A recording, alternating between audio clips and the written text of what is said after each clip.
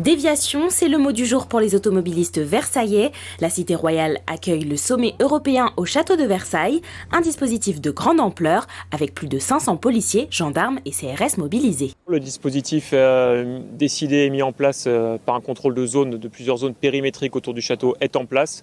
Donc une zone complètement étanche dans le château et des zones à l'accès réservé un peu plus loin autour du château, ainsi que le dispositif de circulation qui permettra d'accueillir l'ensemble des délégations participant au sommet.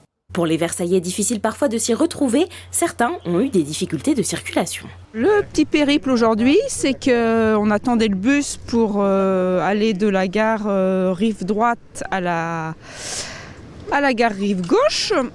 Et du coup, on a attendu le bus un quart d'heure, on est monté dans le bus et l'arrêt suivant, c'était le terminus. Et donc on est obligé de faire toute la route à pied avec un petit garçon qui a 3 ans. C'est pas facile. J'ai pris le bus donc à Montigny qui a fait donc un grand crochet qui n'est pas du tout passé par les arrêts donc prévus et qui a fait presque un direct jusqu'à la gare rive gauche.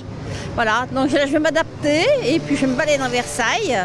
Et tant pis, je ferai le château un autre jour. Je dois aller faire une visite à la clinique des franciscaines et il fallait que je me déplace du boulevard de la Reine aux franciscaines, c'est-à-dire exactement l'opposé.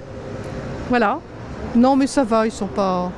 On est habitués, c'est pas le premier sommet. Les points d'accès au périmètre sont nombreux. Cela concerne entre autres l'entrée de la ville sur la RD 10 depuis Saint-Cyr-l'École, les rues de Satory et de l'Orangerie, ainsi que l'avenue de Saint-Cloud et la rue Carnot. Les Versaillais avaient été prévenus par flyers dans les boîtes aux lettres. Finalement, la circulation pour les piétons est plus simple que pour celle des automobilistes. Le blocage, c'est pas si terrible que ça, parce que pour finir, on a été bien prévenus, ça a été bien organisé.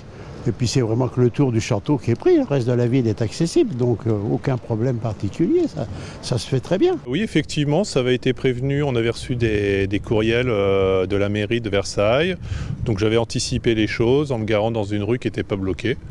Donc voilà, pour moi, c'est pas très contraignant finalement. Côté commerçant dans la zone rouge interdit aux piétons et voitures, ce restaurant a décidé de rester ouvert malgré tout.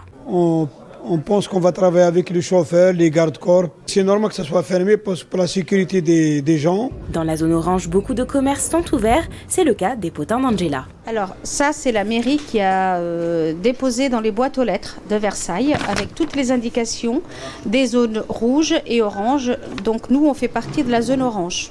Donc on savait qu'on ne pouvait pas stationner, qu'on ne peut pas mettre les poubelles dehors et qu'on ne peut pas faire beaucoup de choses. Donc on ouvre si on a envie.